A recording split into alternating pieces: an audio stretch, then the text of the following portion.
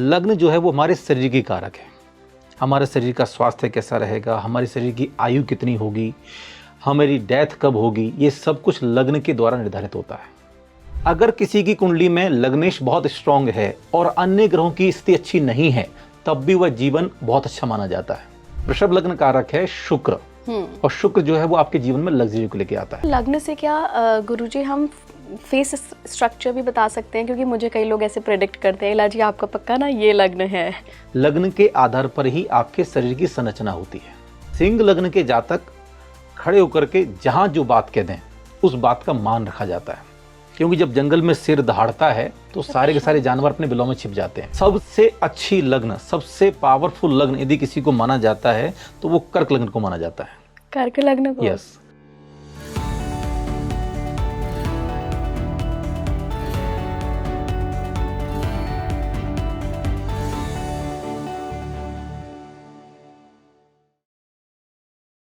नमस्कार भारत, आप देख रहे हैं स्पीकिंग ट्री। मैं हूं आपके साथ एला गोस्वामी। देखिए, एस्ट्रोलॉजी के बहुत सारे पॉडकास्ट आप देख चुके हैं, अभी तक आपको काफ़ी सारी नॉलेज मिल चुकी है। तो आज हम एक ऐसे ही विषय के बारे में बात करेंगे जो कि है लग्न। जी हाँ, लग्न और लग्नेश आपकी कुंडली में बहुत महत्व रखते हैं। कैसे महत्व रखते हैं? जो आपका लग्नेश है वो 1 से लेकर 12 भाव में जहाँ भी स्थित है, क्या प्रभाव डाल रहा है। अगर वो 6, 8, 12 यानी त्रिक भावों में गया है तब उसका क्या प्रभाव पड़ रहा है। साथ ही ये लग्नेश आखिर हमारी लाइफ में भूमिका क्या निभाता है। आपने सुना होगा कि चंद्र राशि से हम अपने क्वालिटीज़ देखते हैं, अब हम अपने गुण देखते हैं, अपना कैरेक्टरिस्टिक्स देखते हैं, लेकिन लग्नेश और लग्न ये 2 चीज़ें जो हैं कुंडली में, ये क्या बताती हैं। कैसे आपका लग्न आपकी लाइफ का एक पाथ तैयार करता है कि आप क्या कर पाएंगे भी, ये काम सब कुछ लग्न और लग्नेश बताता है। तो आज इस लग्नेश को और इस लग्न के रहस्य को समझेंगे हम रिनाउंड एस्ट्रोलॉजर एंड स्पिरिचुअल गुरु योग भूषण जी से। बहुत बहुत स्वागत है गुरुजी आपका एक बार फिर से स्पीकिंग ट्री पर। मुझे नाम चंद्र राशि के बारे में जो हमने लास्ट बातचीत करी थी आखिर पॉडकास्ट में, बहुत लोगों ने पसंद करी और उन्होंने एक्चुअली कमेंट्स में बताया है कि अरे हम तो ऐसे ही हैं गुरुजी, हमारी तो राशि बिल्कुल जस्टिफाई कर रही है हमें। तो गुरुजी आज हम ऐसे ही लग्न पे बात करेंगे, ज्योतिष विद्या के एक बहुत ही अच्छे विषय पर। सबसे पहले मैं आपसे समझना चाहती हूँ उन दर्शकों के लिए जिनको नहीं पता है कि लग्न और लग्नेश क्या होता है। लग्न हमारे जन्म कुंडली का आईना होता है। लग्न कैसे काउंट की जाती है, तो उसके लिए गणित का एक प्रभाव है कि हमारे जन्म के समय में आकाश मंडल में या आकाश मंडल के पूर्वी क्षितिज पर जिस राशि का उदय होता है वो हमारी लग्न कही जाती है। तो 12 राशियां हैं, 12 लग्न होती हैं। तो जिस राशि का उदय जन्म के समय में पूर्व में उदय हो रहा है वो हमारी लग्न कही जाती है। लग्न हमारी जन्म कुंडली का पहला भाव होता है और उसमें जो राशि लिखी हुई है उससे हमारे जीवन का एक तरीके से 80% प्रभाव देख सकते हैं। महर्षि कालिदास जी ने लिखा है कि लग्न भाव के द्वारा आप अपने जीवन के 33 चीजों को निर्धारित कर सकते हैं। सामान्यतः इसको कहते हैं तनु भाव, यानी कि आपका शरीर कैसा होगा, आपका व्यक्तित्व कैसा होगा, आपका परिवार कैसा होगा, आपके जीवन में आर्थिक संपन्नता कैसी होगी, आपके जीवन में सौभाग्य का उदय कब होगा, कैसा होगा, आपका पूरा का पूरा भविष्य कैसा होगा। तो एक तरीके से जन्म कुंडली में सबसे विशेष जो भाव है वो लग्न का भाव है, यानी फर्स्ट हाउस। आपके जीवन का शुभारंभ ही कैसा हो रहा है वो लग्न आपकी बता रही है। सामान्यतः समझें तो चंद्र राशि और लग्न में क्या अंतर है। चंद्र राशि जो है वो हमारी मन को देखती है, मन की कारक है। लग्न जो है वो हमारे शरीर की कारक है। हमारे शरीर का स्वास्थ्य कैसा रहेगा, हमारे शरीर की आयु कितनी होगी, हमारी डेथ कब होगी, ये सब कुछ लग्न के द्वारा निर्धारित होता है। तो आपकी जन्म कुंडली में केवल आपको लग्न मालूम है तो केवल लग्न के आधार पर भी 80% चीजों की संभावनाएं बताई जा सकती हैं। ज्योतिष शास्त्र केवल और केवल हमें संकेत देता है, हमें पुरुषार्थ स्वयं करना पड़ता है। बिल्कुल, ठीक है। कई बार क्या होता है कि लोगों ने अपनी जन्म कुंडली दिखाई या जन्म कुंडली में गजकेसरी योग है, धन योग है, पाराश्री राजयोग है या कोई और अच्छा योग है, लेकिन उसके पश्चात वो व्यक्ति गरीब दिखाई पड़ रहा है। क्यों भैया? जन्म कुंडली के योग केवल सांकेतिक दृष्टि प्रदान करते हैं, लेकिन तत्संबंधी पुरुषार्थ आपको स्वयं करना पड़ता है। अगर आप केवल ज्योतिष के पास जाकर के जन्म कुंडली में देख लिया अब तो मैं बस पैसे वाला बनने वाला हूँ, ऐसे हाथ पे हाथ रख करके आप पैसे वाला नहीं बन सकते। लग्न सबसे महत्वपूर्ण कारक है आपकी जन्म कुंडली का। ज्योतिष शास्त्र में लग्न को एक तरीके से सबसे प्रमुख माना गया है। चंद्र राशि आपकी जन्म राशि का निर्धारण करती है, लेकिन आज हम बात करें केवल लग्न संबंधी। तो लग्न में जो राशि है उसका जो स्वामी ग्रह है उसे हम लग्नेश कहते हैं। ठीक है। ओके। हमारी जन्म कुंडली में 12 भाव हैं। तो दो स्थिति हैं, एक होता है लग्नेश, एक होता है भावेश। तो लग्न का जो स्वामी है वो लग्नेश कहा जाता है और अन्य जो भावों के स्वामी हैं वो भावेश कहे जाते हैं। ठीक है। तो हमारी लग्न का स्वामी कौन है, वो ग्रह किस भाव में जाकर के बैठा हुआ है, वो निर्धारित करता है कि आपका भविष्य कैसा रहने वाला है। ओके। तो गुरुजी, अगर हम आज एक मोटे मोटे तौर पर समझना चाहें कि किसी का लग्न क्या है, वो उनके बारे में क्या बता रहा है, और उनका जो लग्नेश है वो 12 भावों में से कहाँ बैठा है, वो उसका क्या इंटरप्रिटेशन है। यहाँ पे मैं एक डिस्क्लेमर आपको देना चाहूँगी कि देखिए, ये इतनी बड़ी विद्या है, इतनी वास्ट नॉलेज है, तो सब कुछ एक पॉडकास्ट में कवर करना मुश्किल है। मोटी मोटी हम बात करेंगे, उसको कोई भी आप ऐसे मत मानिएगा कि ये बिल्कुल ऐसे स्टैम्प पेपर पे हमने लिख के दे दिया कि ऐसा है तो ऐसा ही होगा। ये सिर्फ एक संभावना है, तो हर चीज़ अपनी कुंडली पे अप्लाई मत करिएगा। ये सिर्फ आपको मोटा मोटा आइडिया देगा, आप और उस पर रिसर्च कर सकते हैं। तो गुरुजी, सबसे पहले तो किसी के भी कुंडली, यहाँ पर जो भी कुंडली आप देख रहे हैं, मान लीजिए यहाँ पे एक मेष लग्न की कुंडली है, 1 नंबर लिखा हुआ है, तो इसका जो लग्न लॉर्ड होगा वो मंगल होगा। देखिए, सबसे पहले जो आपने डिस्क्लेमर दिया, मैं उसके बारे में और बता देना चाहता हूँ कि ज्योतिष संबंधी जो विवेचना या जितनी भी हम चर्चाएं करते हैं वो सभी चर्चाएं सामान्य होती हैं। जी। हर एक व्यक्ति की जन्म कुंडली और जन्म कुंडली के अंदर ग्रहों की स्थिति सबकी अलग अलग होती है, इसलिए केवल सामान्य विवेचना के आधार पर ये मान लेना कि हमारे बारे में ये कहा गया है, हम तो ऐसे ही होंगे, तो ये एकदम एक तरीके से भ्रांत धारणा होगी। बिल्कुल। ज्योतिष एक विज्ञान है और उसे हमें विज्ञान की तरह ही समझना चाहिए। आकाश मंडल में अगर हम 12 राशियों को बांटते हैं तो 360 डिग्री, तो एक राशि की डिग्री है 30 डिग्री की राशि, 12 राशियों को भाग दिया। अब लग्न का स्वामी जो है वो कहाँ कहाँ बैठ सकता है और उसके क्या प्रभाव हो सकते हैं, इस संबंध में यदि बात करें तो जन्म कुंडली के 6वां भाव, 8वां भाव और 12वां भाव ये अच्छे भाव नहीं माने जाते। तो यदि आपकी लग्न का स्वामी 6वें भाव में है, रोग रिपु ऋण, 8वें भाव में है, मृत्यु का है, मृत्यु तुल्य कष्ट का भाव है, 12वें भाव में है, व्यय का भाव है, अगर यहाँ कहीं बैठा हुआ है तो निश्चित रूप से आपको मृत्यु तुल्य कष्ट झेलने पड़ सकते हैं। आप बीमार रहेंगे क्योंकि लग्न शरीर का कारक है, आपका स्वास्थ्य खराब बना रहेगा। अब आपने बात की कि अगर किसी की लग्न कुंडली मेष लग्न की है, यानी कि लग्न में नंबर 1 लिखा हुआ है, तो आपकी जन्म कुंडली मेष है, स्वामी है मंगल। अब आपका मंगल, तो सबसे पहले हमें समझना है कि लग्नेश, लग्न का स्वामी अगर लग्न में ही बैठा हुआ है तो सबसे उत्तम माना जाता है। अगर वो 4थे भाव में है, 5म भाव में है, 10म भाव में है, अच्छा माना जाता है। अगर वो पाप ग्रहों के द्वारा दृष्ट है, पाप ग्रहों के द्वारा पीड़ित है, या किसी पाप ग्रह के साथ बैठा हुआ है, या नीच में जाके बैठा हुआ है, तो उसकी स्थिति कमजोर मानी जाती है। जिस लग्न कुंडली में लग्नेश पावरफुल होता है उस कुंडली को हम बोलते हैं बली कुंडली, यानी कि वो कुंडली बहुत पावरफुल है। अगर किसी की कुंडली में लग्नेश बहुत स्ट्रांग है और अन्य ग्रहों की स्थिति अच्छी नहीं है, तब भी वह जीवन बहुत अच्छा माना जाता है केवल लग्नेश के पावरफुल होने से। अगर लग्नेश के ऊपर शनि की दृष्टि है, या शनि के साथ बैठा हुआ है, राहु के साथ बैठा हुआ है, या केतु के साथ बैठा हुआ है, या ग्रहण हो गया कुंडली में, तो ये कुंडली अशुभ मानी जाती है। ये एक सामान्य विवेचना है। तो मेष लग्न यदि किसी की है तो उसे अपनी ऊर्जा पर पूरी तरीके से फोकस रखना चाहिए। हम ये निर्धारित करते हैं कि केवल आप लग्न को देखिए और उस संबंधी पुरुषार्थ कीजिए। ठीक है। तो मेष लग्न अगर आपकी है तो आपको अपनी ऊर्जा पर पूरा फोकस रखना चाहिए। आप जो भी डिसीजन लें उस पर पूरा फोकस रखना चाहिए, क्योंकि आपका स्वामी है मंगल और मंगल प्रतीक है ऊर्जा का। अग्नि का। तो ये हमें समझना बहुत आवश्यक है कि हमारा जीवन बना क्यों है। तो वो बता रही है आपकी लग्न कि आपको अपने जीवन में क्या करना है। अगर आप अपनी लग्न के अनुसार कार्य करेंगे तो निश्चित रूप में आप अपने जीवन को सफल बना सकते हैं। मान लीजिए आपकी लग्न मंगल है तो आपको अपनी ऊर्जा पर फोकस रखना है और अपने मेहनत पर पूरा भरोसा रखना है। और ये लोग कैसे होते हैं? मेष लग्न के जो जातक होते हैं वो खास करके बहुत जल्दी उत्तेजित हो जाते हैं। उनका गुस्सा एक तरीके से नाक पे रहता है, जिनकी मेष लग्न होती है।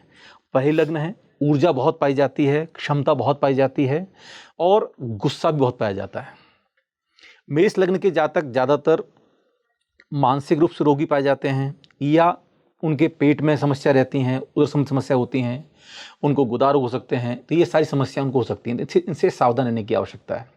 और जो सामान्य विवेचना की कि 6वां 8वां और 12वां ज्योतिर्क भाव है, अगर उसमें जाके बैठ गया ग्रह आपका मंगल तो वहाँ भी स्थिति खराब है। तो आपको अपने स्वास्थ्य पर पूरा फोकस रखना है, खान पान पर बहुत फोकस रखना है। मेष लग्न के जातक ज़्यादातर मिर्च मसाले, तला हुआ, भुना हुआ, चटपटा भोजन ज़्यादा पसंद करते हैं। तो ये मेष लग्न के कारक है। वृषभ लग्न की बात करूं तो सबसे लग्जरी लाइफ जो जीते हैं वो वृषभ लग्न के जातक जीते हैं। वृषभ लग्न के जो जातक होते हैं वो अपनी लाइफ को बहुत लग्जरी तरीके से जिएंगे। शुक्र स्वामी हैं।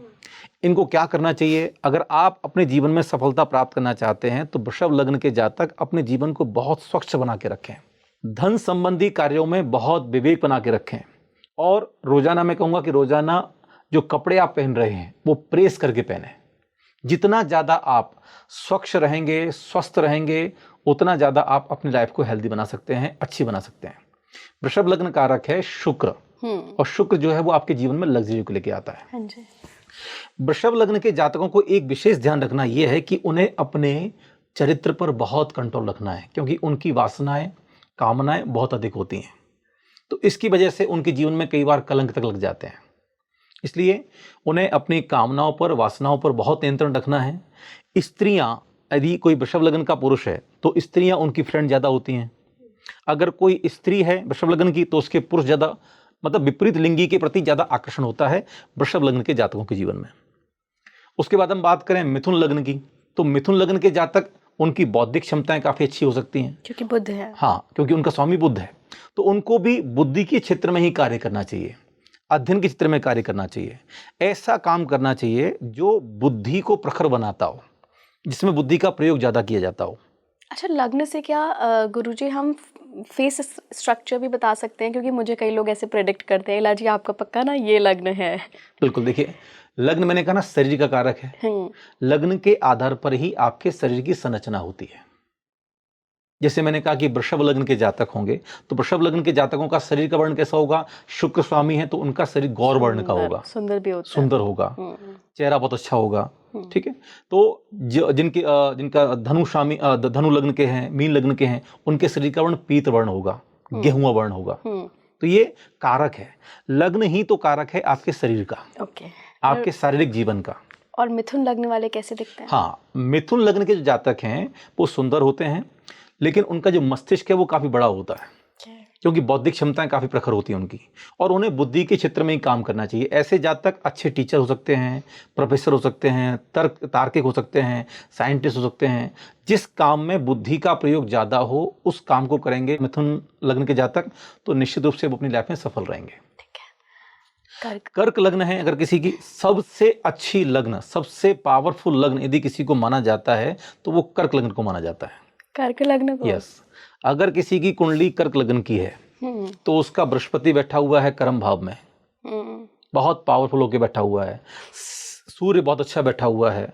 तो सबसे पावरफुल लग्न यदि मानते हैं हम 12 लग्नों में, हालांकि 12 लग्न ही बहुत पावरफुल हैं, हम किसी को बुरा और अच्छा नहीं कह सकते, लेकिन सबसे शक्तिशाली यदि कोई लग्न है हमारी दृष्टि में तो हम उसे मानते हैं कर्क लग्न।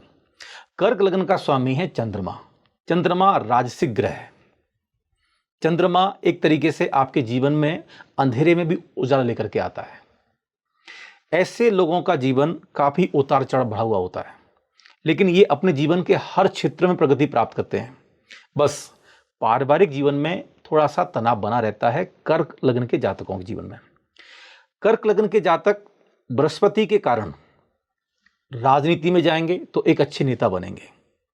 लीडरशिप पावर बहुत अच्छी होती है, नेम फेम बहुत मिलता है, बहुत अच्छा जीवन जीते हैं और मानसिक शक्तियाँ बहुत अच्छी होती हैं।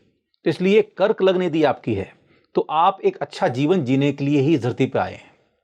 हर तरीके से, इसको बोलते हैं चहुमुखी विकास या बहुमुखी विकास, बहुमुखी प्रतिभा के धनी कोई होते हैं तो वो कर्क लग्न के जातक होते हैं। उनके जीवन के हर क्षेत्र में सफलता के द्वार उद्घाटित होते हैं। बहुत सुंदर। बस परिवार में थोड़ा तनाव बना रहता है, पत्नी के साथ में, दाम्पत्य जीवन में, फैमिली के साथ में थोड़ा सा डिस्टर्बेंस के होते हैं, तो वो उसको मैनेज कर सकते हैं। ठीक। कर्क लग्न के जातक कैसे होते हैं? कर्क लग्न के जातक श्वेत वर्ण के होते हैं, सौंदर्य परिपूर्ण होता है, गोल मुंह होता है। हाँ, तो उनका चंद्रमा की तरह जो है, कई सारे गीतों में सुना होगा आपने कि आपका जो है वो फेस चंद्रमा के समान सुशोभित होता है, तो उनका मुंह भी चंद्रमा के समान एकदम पूर्ण परिपूर्ण होगा, गोल होगा। तो ये लक्षण है जिनके द्वारा हम ये निर्धारित करते हैं कि आप इस लग्न के जातक हैं। तो जिनके पास में जन्म कुंडली नहीं होती है, या डेट ऑफ बर्थ सही नहीं है, या टाइम ऑफ बर्थ सही नहीं है, प्लेस ऑफ बर्थ सही नहीं है, तो ऐसे लोगों की जन्म कुंडली उनके फेस के आधार पर बनाई जाती है। कर्क लग्न के जातकों के दांत बहुत अच्छे होते हैं, श्वेत वर्ण के होते हैं, उनकी मुस्कान बहुत अच्छी होती है, ये सब लक्षण है। कर्क लग्न के बाद में फिर हम बात करते हैं सिंह लग्न का। सिंह लग्न के स्वामी है सूर्य, राजा। हाँ, आप बने हैं राजा बनने के लिए। आपका जीवन बना है लीडर बनने के लिए, आपका जीवन बना है नेतृत्व पावर को एनहांस करने के लिए। तो आपको ऐसे ही काम करने हैं। आपका शरीर का जो वर्ण होगा वो रक्त वर्णी होगा, ताम्र वर्णी होगा। कई लोग देखेंगे अपने जिनका वर्ण शरीर का जो लालिमा से परिपूर्ण होता है, नशों में आपको दिखाई पड़ती नसें, शरीर बहुत सौष्ठवपूर्ण होता है, बलिष्ठ होता है। सिंह लग्न के जातकों का शरीर जैसे शेर का शरीर बलिष्ठ होता है, शक्तिशाली होता है, और उनकी बात में दम मानी जाती है, शक्ति मानी जाती है। सिंह लग्न के जातक खड़े होकर के जहां जो बात कह दें उस बात का मान रखा जाता है। बहुत लोग आपस में लड़ रहे हो, तभी एक व्यक्ति आए, सब शांत हो जाओ, अगर उसकी सिंह लग्न है तो सब शांत हो जाएंगे। ये सिंह लग्न का प्रभाव है, क्योंकि जब जंगल में शेर दहाड़ता है तो सारे के सारे जानवर अपने बिलों में छिप जाते हैं। जन्म कुंडली में देखें आप, सूर्य जब उदय में होता है तो सारे ग्रह अस्त हो जाते हैं। सूर्य के साथ बुध बैठा हो अस्त, शुक्र बैठा हो अस्त, क्योंकि सूर्य के सामने कोई टिकता नहीं है। तो जब आपकी लग्न ही सिंह है, आपकी स्वामी सूर्य हैं, तो आपको सूर्य के समान चमकने के लिए ही पैदा हुआ है। बस राहु की दृष्टि आपके ऊपर ना हो, राहु की स्थिति आपके साथ में ना हो, नहीं तो कुंडली में ग्रहण हो जाएगा। आपका लग्नेश छठ में 8वें 12वें भाव में ना बैठा हुआ हो, नहीं तो आयु की स्थिति कम हो जाएगी। तो ये ठीक वैसे है जैसे कि सूर्य के ऊपर भी जब बादल आ जाते हैं तो उसका प्रकाश धरती पर नहीं आता। तो आपको ये भी देखना बहुत आवश्यक है। तो सिंह लग्न के जातक यदि आप हैं तो आपको अपनी शक्ति पर भरोसा रखना चाहिए, आपको आत्मविश्वास से परिपूर्ण होना चाहिए, और आपको वैसे ही काम करने चाहिए जिन कामों में लीडरशिप पावर दिखाई देती है। अगले तरफ चलते हैं, अगले लग्न की तरफ। अब हम बात करते हैं कन्या लग्न, छठवीं लग्न है, इसको बोलता हूं मैं छठी हुई लग्न है ये। हाँ, मतलब 6 नंबर अगर आपके फर्स्ट हाउस में लिखा हो। यदि आपकी लग्न कुंडली में अगर 6 लिखा हुआ है तो आपकी लग्न है कन्या। कन्या का स्वामी है बुध। 12 राशियों में मध्यांतर राशि आती है कन्या, 6वें नंबर पर है। इसको बोलते हैं छठी हुई है, ये छठी हुई है, एकदम अलग है। कन्या लग्न के जो जातक होते हैं उनका स्वभाव स्त्रैण होता है। आपने बहुत सारे लोग ऐसे देखे होंगे जो पुरुष होने के पश्चात भी उनका नेचर या उनका इंटरेस्ट भोजन बनाने में अच्छा लगता है, फेमिनाइन एनर्जी ज़्यादा होती है, उनके कपड़े सिलने में उनको अच्छा लगता है, टेलरिंग होती हैं, या अच्छे शेफ होते हैं, जो गृह संबंधी कार्य होते हैं उनमें उनको अच्छा लगता है। तो कन्या लग्न के जातक खास करके स्त्रैण स्वभाव से युक्त होते हैं, विनम्र स्वभावी होते हैं, लेकिन जब कभी उनको क्रोध आता है तो वो भी उत्तेजित हो जाते हैं। बुध ग्रह की स्वामी होने की अपेक्षा से क्या है कि बुध उनका बहुत अच्छा है, तो आप अपने जीवन में बुद्धि संबंधी कार्य करते हैं, तार्किक पावर बहुत अच्छी पाई जाती है। कन्या लग्न के जातकों को मैं एक अच्छा सलाहकार भी मानता हूँ। अगर आपको अगर किसी से परामर्श लेना है, सलाह लेनी है, तो फिर आप कन्या लग्न के जातकों के पास जाकर के उनसे सलाह ले सकते हैं। उनके पास अच्छे मशवरे होते हैं, परामर्श अच्छा देते हैं, ज्ञान अच्छा देते हैं, उनकी बुद्धि कड़ी काफ़ी तार्किक होती है, और ऐसे लोग अच्छे सलाहकार बन जाते हैं जी। ठीक है, तो कन्या लग्न के जातक यदि अपने जीवन में तत्संबंधी कार्य करें कि उसका जीवन किस लिए बना है, तो वे अच्छे सलाहकार बने। बुद्धि संबंधी कार्य करें, वे अच्छे लेखक होते हैं, कवि हो सकते हैं, अच्छे रचनाकार भी हो सकते हैं। तो ऐसे लोगों को ऐसा काम करना चाहिए। अगली लग्न की तरफ चलते हैं। 7वां नंबर अगर लिखा है किसी के उसमें तो तुला लग्न। तुला लग्न का स्वामी है शुक्र। तुला मतलब तराजू, ठीक है, तौलने वाली। तुला लग्न के जो जातक होते हैं वो ठीक अपने जीवन को ऐसे ही जीते हैं। वो हर चीज को अपनी कसौटी पर कसते हैं, अपने तरीके से देखने का प्रयास करते हैं। जैसे मैं यहाँ पर 6 का अंक लिखूं तो वो मेरी तरफ से 6 दिखाई दे रहा है, लेकिन आपकी तरफ से वो 9 दिखाई दे रहा है। तो ये दृष्टिगत भेद है। तो ऐसे ही तुला लग्न के जातक होते हैं, वे हर चीज को अपने नजरिए से देखने का प्रयास करते हैं, अपनी दृष्टि से देखने का प्रयास करते हैं। वो उनके तरीके से सही है तो सही है, अगर उनके तरीके से वो गलत है तो वो गलत है। तो तुला लग्न के जातक लाइफ अच्छा जीते हैं, लेकिन जिद्दी स्वभाव के होते हैं, हठी स्वभाव के होते हैं। शुक्र के प्रभाव के कारण उनका जीवन अच्छा होता है, लग्जरी होता है, धन संपत्ति अच्छी होती है, लेकिन उसके बावजूद भी कई बार गुस्से की वजह से वो अपने जीवन में कुछ ऐसा कर बैठते हैं कि वो पूरे के जीवन को तहस नहस कर बैठते हैं। और ऐसे जातकों का खास करके अपने जीवन साथी के साथ संबंध अच्छा नहीं पाया जाता। शुक्र यदि आपके लग्न का स्वामी है और यदि उसकी स्थिति अच्छी नहीं है तो कई बार आपके जीवन में, खास करके प्रेम संबंधी जीवन में, बहुत सारे व्यवधान पैदा होते हैं, क्योंकि शुक्र ही कारक है आपके जीवन में प्रेम का। उसके बाद हम बात करें वृश्चिक लग्न की, तो वृश्चिक लग्न यदि आपकी है तो आपका जीवन बना है मेहनत करने के लिए, पुरुषार्थ करने के लिए। मंगल लॉर्ड, मंगल, क्योंकि मंगल ऊर्जा का प्रतीक है। अगर आप अपनी ऊर्जा का उपयोग नहीं करेंगे तो वो ऊर्जा आपको ही नष्ट कर देगी। बिल्कुल। अग्नि जलाती भी है, पकाती भी है। ऐसे ही ऊर्जा का यदि आप दुरुपयोग करेंगे तो वही ऊर्जा आपको नष्ट भी कर देगी। वृश्चिक लग्न के लिए मैं हमेशा कहता हूं, बिच्छू उसका जो प्रतीक है, आपको मालूम, बिच्छू जो मादा बिच्छू होती है उसी के बच्चे उसके ऊपर बैठ जाते हैं। वो जितने भी अंडे देती है वो अंडे अपने ही शरीर पे देती है, और उस अंडे से जब बच्चे निकलते हैं तो बच्चे उसी माँ को खाते हैं, और वो खाते खाते उस माँ को नष्ट कर देते हैं। ये मातृशक्ति अच्छी है, जिसके प्रति प्रेम करते हैं, बहुत लगाव रखते हैं, जिससे सत्वता रखते हैं उससे सत्वता भी उतनी हैवी रखते हैं। ये जिसके प्रति एक बार गलत धारणा बना लें तो जीवन भर वो धारणा चेंज नहीं होती। जिससे प्रेम करेंगे तो प्रेम अंत तक निभाएंगे, जिससे दुश्मनी करेंगे तो दुश्मनी भी अंत तक निभाएंगे। इनका नेचर ऐसा होता है। इसलिए वृश्चिक लग्न के जातक सबसे पहले तो अपने स्वास्थ्य पे विशेष ध्यान दें। ऐसे जातक जिनकी वृश्चिक लग्न है, किडनी संबंधी रोगी हो सकते हैं, मूत्र संबंधी रोगी हो सकते हैं, पेट डिस्टर्ब हो सकता है, हाइपरटेंशन हो सकती है, हाई ब्लड प्रेशर हो सकता है, क्योंकि हमारे शरीर में मंगल कारक है ऊर्जा के साथ साथ रक्त का भी। तो इसलिए हमें ध्यान रखना होगा कि रक्त संबंधी विकार ना हो। कई बार वृश्चिक लग्न के जातकों को हार्ट अटैक आने संभावना ज़्यादा होती हैं। गुरुजी, आप जो बात कह रहे हैं ना, मैंने 1-2 कुंडलियाँ देखी हैं वृश्चिक लग्न वालों की, और मुझे लग रहा है कि जो लोग देख रहे हैं और उनका वो लग्न है वो बिल्कुल रेजोनेट कर रहे होंगे हमारी सारी बातों से। एक मुझे बस, आपको सॉरी इंटरप्ट कर रही हूँ, लेकिन वृश्चिक लग्न की बात चल रही है। अगर मान लीजिए किसी का वृश्चिक लग्न है और मंगल उसके लॉर्ड है, लग्नेश हो गए, वो अगर सूर्य, मंगल, शनि और राहु चारों साथ में आके बैठ गए तो क्या फिर लग्नेश प्रभावित होगा? क्योंकि राहु भी वहाँ पे है, शनि भी है। देखिए, कुंडली में लग्नेश के साथ में जब कोई अशुभ ग्रह या पाप ग्रह के बैठ जाता है तो उसकी एनर्जी पूरी तरीके से नेगेटिव हो जाती है। ठीक है, तो राहु जब सूर्य के साथ आके बैठ गया तो सूर्य ग्रहण हो गया, तो कुंडली में ग्रहण भी लग गया। तो ऐसे जातकों का स्वास्थ्य संबंधी समस्या बनी रहेंगी। और वृश्चिक लग्न के जातक खास करके पेट संबंधी बीमारियों से पीड़ित रहते ही रहते हैं। कॉन्स्टिपेशन, दिखने में आपको मांसल शरीर दिखाई पड़ेगा, और इनका शरीर हल्का सा फूला हुआ होता है, मोटे होते हैं, छरेरे बदन के भी होते हैं, लेकिन खास करके मोटे बदन के होते हैं। खाने के बहुत शौकीन होते हैं, अच्छा खाना का पसंद करते हैं, मीठा खाना पसंद करते हैं, मंगल मीठे का कारक भी है, नमकीन से कम यूज करते हैं वो।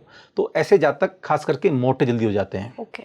हेल्थ संबंधी समस्याओं से घिरे रहते हैं, कोई ना कोई समस्या हेल्थ में आती रहती है, और खास करके पेट से जुड़ी समस्या, तो उसका विशेष सावधानी वो रखेंगे तो स्वस्थ रहेंगे। तो वृश्चिक लग्न के जातकों का शरीर का जो वर्ण है वो भी एक तरीके से ताम्र वर्ण होता है। वृश्चिक के बाद हम बात करते हैं धनु, 9 नंबर। यस, तो धनु लग्न का स्वामी है देवगुरु बृहस्पति।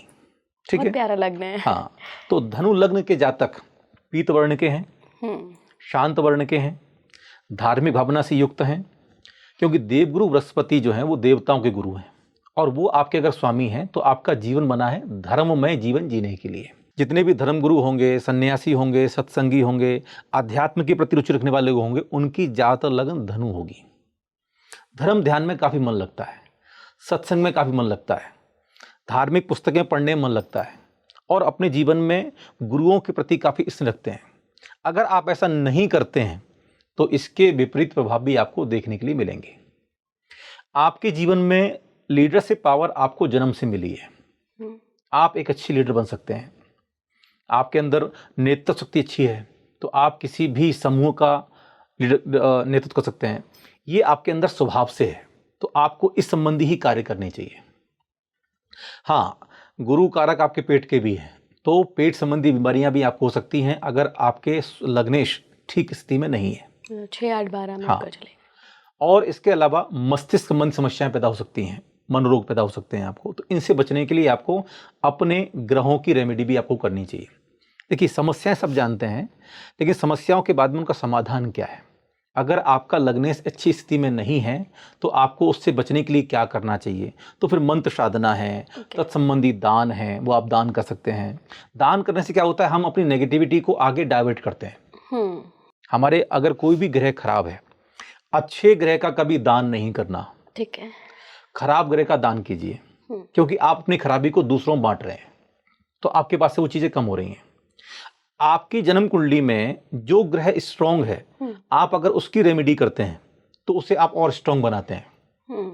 अगर आप किसी कमजोर ग्रह की रेमेडी करेंगे तो आप उसे स्ट्रांग नहीं बना पाएंगे, उसे आप नॉर्मल स्टेज पे लेके आ पाएंगे, वो उतना कारगर नहीं होगा।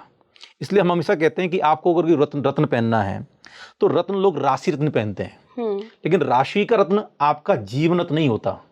लग्न का रत्न जो होता है वो आपका जीवन रत्न होता है। इसलिए ज़्यादातर ये एक तरीके से भेद हो सकता है हिंदू ज्योतिष में और जैन ज्योतिष में।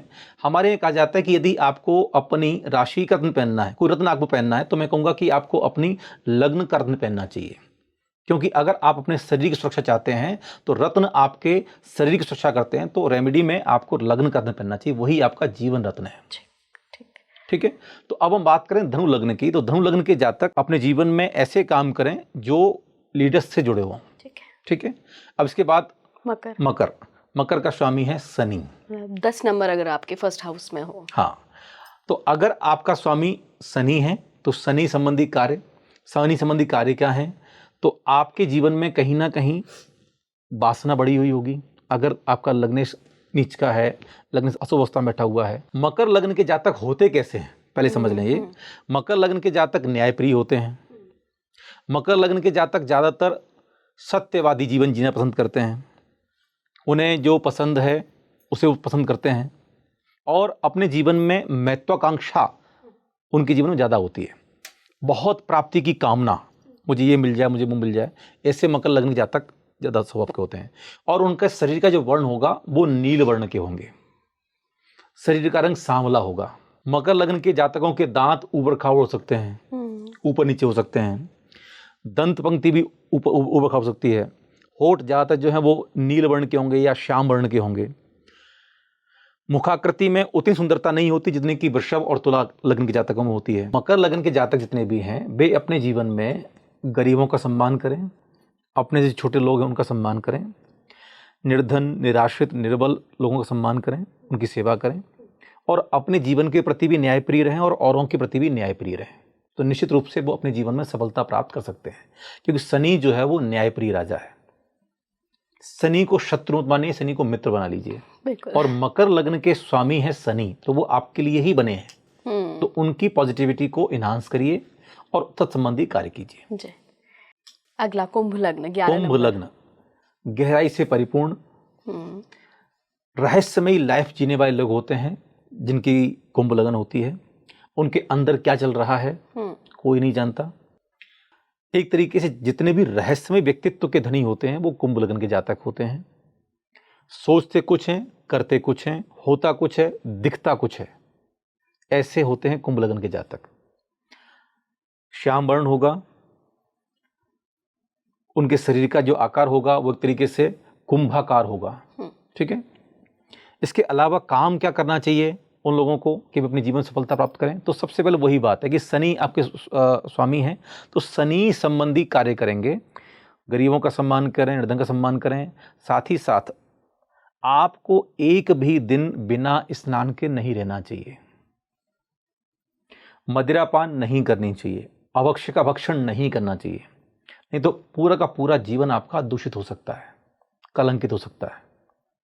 शनि आपके जीवन के साथ न्याय कर रहे हैं, तो आपको न्याय को स्वीकार करना चाहिए।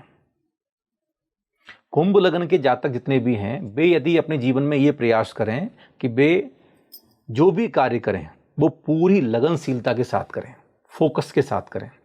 अपने जीवन में यदि आप अनुशासनहीनता करोगे तो कभी भी सक्सेस नहीं हो पाओगे। अगर आपकी लग्न का स्वामी शनि है तो डिसिप्लिन सबसे ऊपर वाले पॉइंट पर होना चाहिए। काम को टालोगे, काम को टालने की आदत जीवन में लेके आओगे, सब फेल हो जाएगा। प्रोक्रेस्टिनेशन नहीं करना चाहिए। तो बिल्कुल भी आपको ये ध्यान रखना है कि किसी भी काम को आलस में लेकर के टालना नहीं है। जिस समय जो चीज़ बताई गई है, निर्धारित की गई है, आपको वो चीज़ उसी समय करनी है। ओके। और अंतिम है मीन लग्न। मीन लग्न बहुत शांत स्वभावी, निर्मल स्वभावी, बहुत मिलनसार, और मीन लग्न के जातक बड़े अच्छे माने जाते हैं। बाय नेचर बहुत कोमल स्वभाव के होते हैं, और एक तरीके से हमें समझ सकते हैं कि मीन का जो प्रतीक है या स्वामी हैं देवगुरु बृहस्पति, उनकी कृपा उन पर बनी हुई है, तो सबके साथ मिलकर के रहने की भावना उनके मन में होती है। कोई लड़ाई झगड़े में नहीं विश्वास रखते, कोई भी वाद विवाद में विश्वास नहीं रखते। वो चाहते हैं कि सब शांत रहें, सुखी रहें सब जीव जगत के, कोई कभी ना घबरावे। जगत के कल्याण की कामना और भावना यदि किसी के अंदर पाई जाती है तो वो मीन लग्न के जातक में पाई जाती है। वे किसी को रोता हुआ नहीं दे सकते, बहुत अच्छे इमोशंस उनके अंदर होते हैं, भावनाएं अच्छी होती हैं, सबका भला चाहते हैं, लेकिन कई बार सबके भले के चक्कर में स्वयं का भला करना छूट जाता है। तो इसलिए मैं कहना चाहता हूँ मीन लग्न के जातकों के लिए कि वे सबकी भलाई के साथ साथ अपनी भलाई का भी पुरुषार्थ करें। कई बार होता है कि लोग बांटते रहते हैं और अपना खजाना खाली हो जाता है, तो ये मीन लग्न के जातक होते हैं कि वो बांटते रहते दूसरों के लिए, लेकिन स्वयं के खजाने की चिंता नहीं कर पाते हैं। तो इसलिए दूसरों की चिंता के साथ साथ आपको अपनी भी चिंता करनी चाहिए। हमारे यहाँ कहा गया है स्वात्म चिंता यही धर्म है, अपने बारे में सोचिए यही धर्म है, पर चिंता धमाधमा, जो दूसरों की चिंता करता है वो अधम है। आप दूसरों का बुरा मत चाहिए, लेकिन आप अपने बारे में पहले अच्छा सोचिए। जो फ्लैट में सिखाया जाता है कि दूसरों को मास्क लगाने से पहले आप पहले अपना मास्क लगाइए, पहले अपना भला सोचिए, उसके बाद फिर आप दूसरों का भला सोचिए। बिल्कुल। तो मीन लग्न जातकों को सोचना चाहिए कि पहले अपना भला करना है, और मेरे भलाई से अगर दूसरों का भला होता है तो अच्छी बात है। गुरुजी, ये तो हमने लग्न और लग्न लॉर्ड के हिसाब से कैसे आपका जीवन हो सकता है, कैसे आप दिख रहे हैं, इस पर बात की।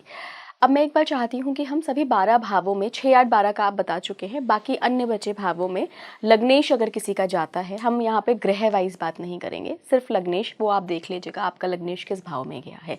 अगर मान लीजिए लग्न में ही आपका लग्नेश बैठा है तो क्या होगा? अगर आपका लग्नेश लग्न भाव में ही है तो सबसे अच्छा माना जाता है।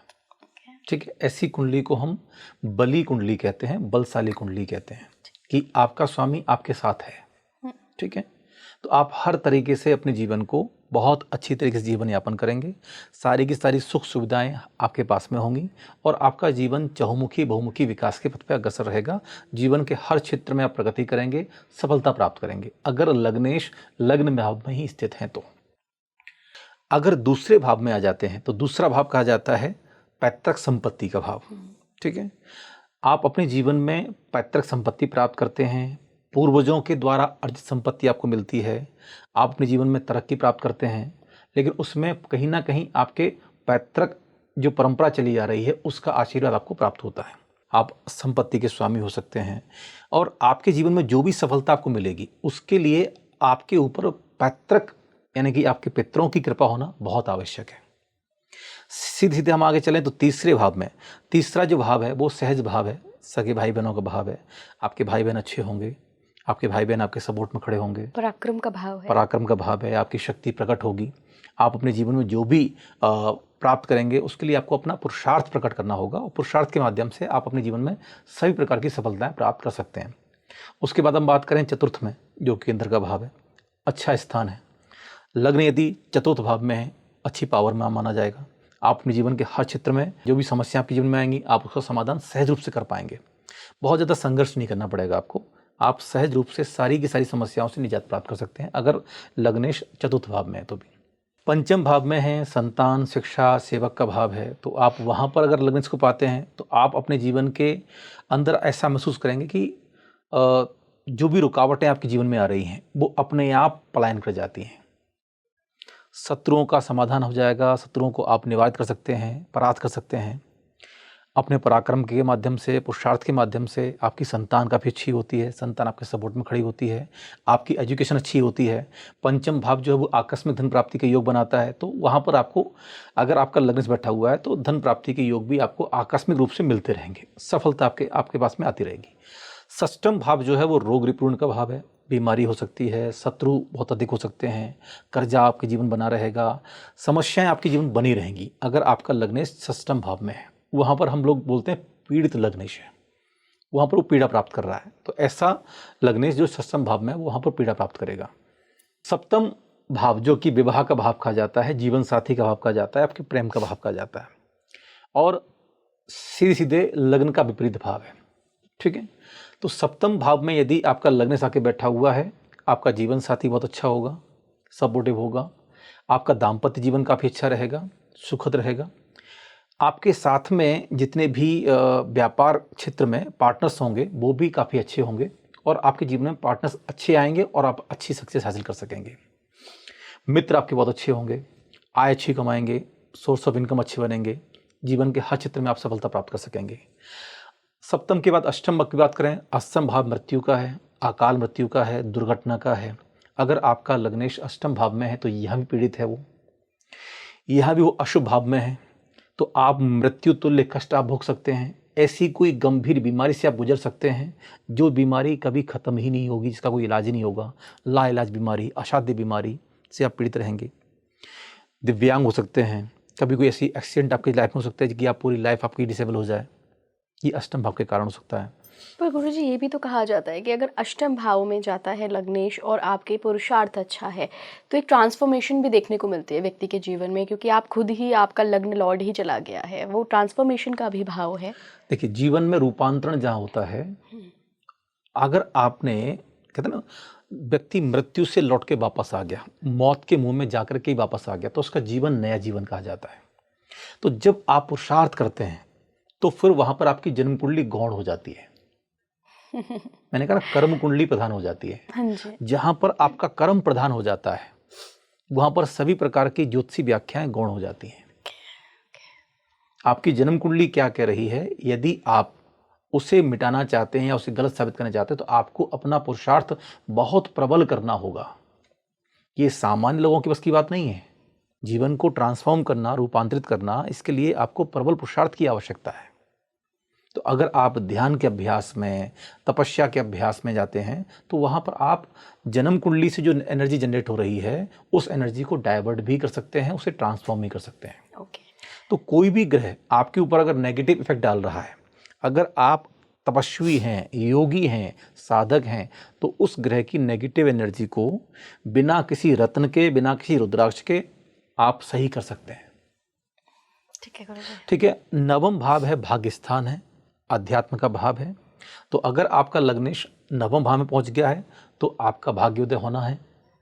भाग्य के हिसाब से आपको जो चीज़ें प्राप्त होनी है वो आपको होंगी। आपका जीवन आध्यात्मिक से जुड़ा हुआ होगा, आपका जीवन काफ़ी आध्यात्मिक होगा, संतों के प्रति, धर्म के प्रति आपका लगाव रहेगा, और वही निमित्त बनेंगे आपके जीवन में भाग्योदय के लिए।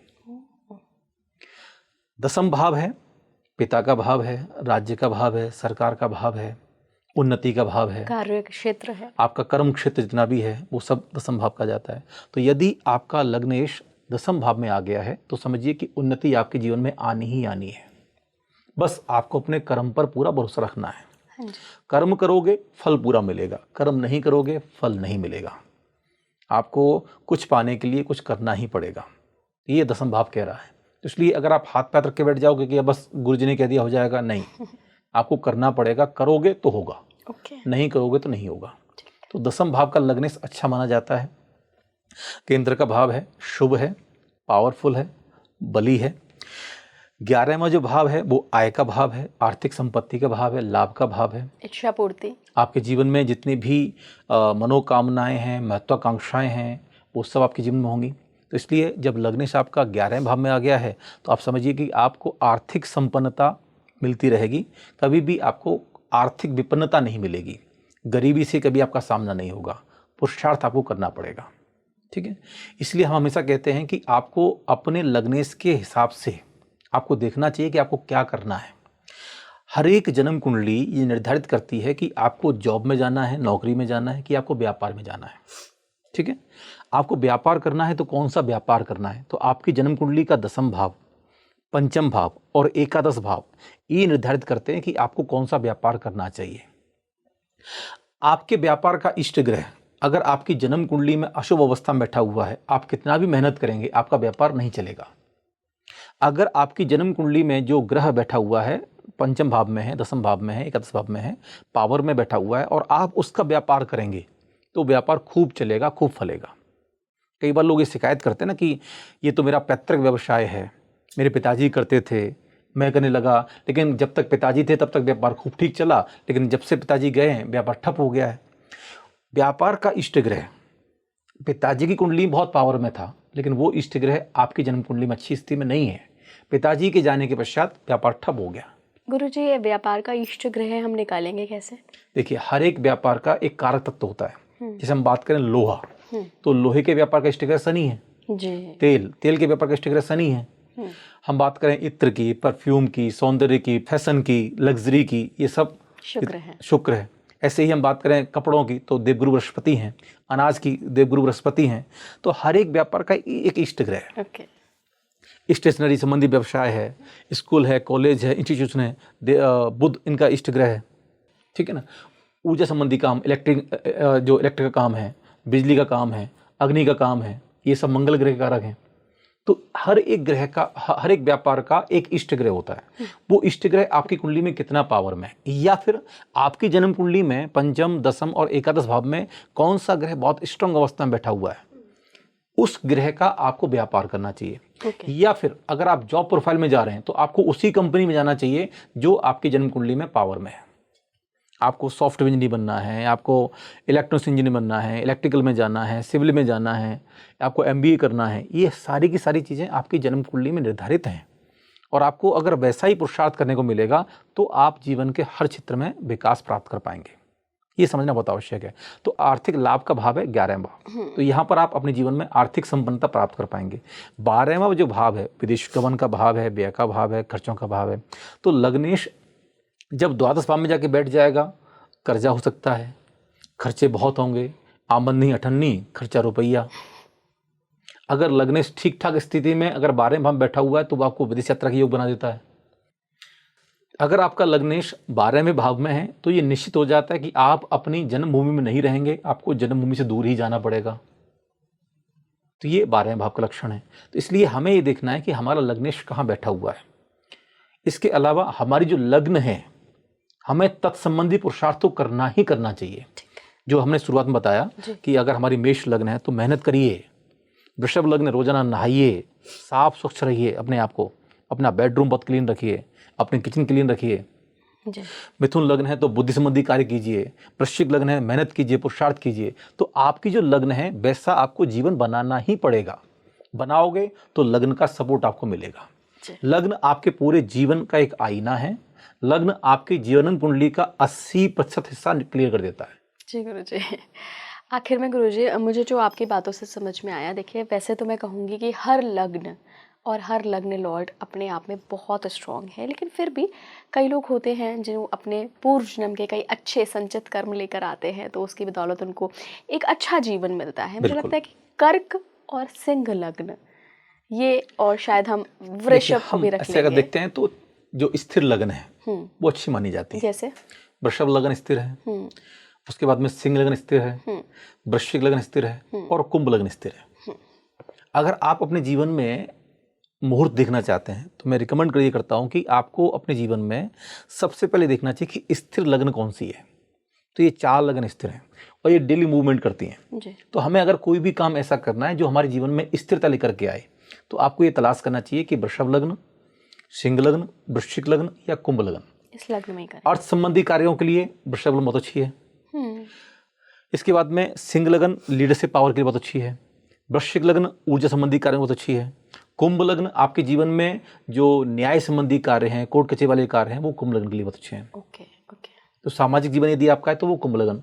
तो 4 लग्न हैं जो स्थिर लग्न हैं। आप यदि नियमित रूप से अगर कोई कार्य का मुहूर्त देखना चाहते हैं तो चौगड़िया से भी पावरफुल जो चीज़ है वो आपकी लग्न होती है। Okay okay. तो चर लग्न है, स्थिर लग्न। तो स्थिर लग्न में किया गया कार्य स्थिरता प्रदान करने वाला होता है। तो यही 4 लग्न है जो शुभ लग्न मानी जाती हैं। ओके। वृषभ लग्न के जातक अच्छे माने जाते हैं, सिंह लग्न के जातक अच्छे माने जाते हैं, उसके बाद में वृश्चिक लग्न के जातक अच्छे माने जाते हैं, उसके बाद में कुंभ लग्न के जातक अच्छे माने जाते हैं। और कर्क लग्न को मैंने ओवरऑल कहा कि ये जो जिनकी जन्म कुंडली कर्क लग्न की होगी उनकी जन्म कुंडली में एक तरीके से चारों तरफ से स्थितियां अच्छी आने वाली हैं। तो सबसे शक्तिशाली जो लग्न है वो कर्क लग्न है। बहुत सुंदर गुरुजी, बहुत सुंदर, बहुत बहुत धन्यवाद गुरुजी, इतनी सारी जानकारी आज आपने हमारे दर्शकों के साथ शेयर करी। आप मुझे कमेंट बॉक्स में बताइएगा कि आपका जो फर्स्ट हाउस में है उसमें कौन सा नंबर लिखा है और कौन सा लग्न है आपका और आपके लग्नेश की स्थिति क्या है। जुड़े रहिए स्पीकिंग ट्री के साथ। नमस्कार।